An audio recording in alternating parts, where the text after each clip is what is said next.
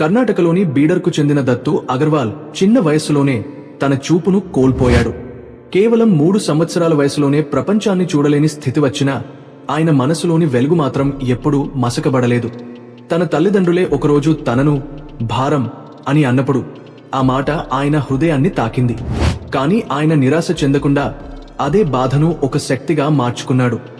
నేను భారం కాదు, ఇంకొకరి జీవితాన్ని వెలిగించే దీపం అవుతాను అని నిర్ణయించి 2007లో మాతోశ్రీ అంబుబాయి అనే ఉచిత వసతి పాఠశాలను ప్రారంభించాడు. ఈ పాఠశాలలో అంధ బాలికలకు బ్రెయిల్ విద్య, కంప్యూటర్ శిక్షణ, సంగీతం మరియు స్వయం ఉపాధికి అవసరమైన నైపుణ్యాలు నేర్పిస్తున్నారు. ఆ పాఠశాల గోడల మధ్య ప్రతిరోజు దత్తుగారి హృదయపు వెలుగు ప్రతిధ్వనిస్తుంది. తన చూపును కోల్పోయినా ఇతరుల జీవితాల్లో వెలుగులు నింపడం ద్వారా ఆయన నిజమైన విజేతగా నిలిచాడు.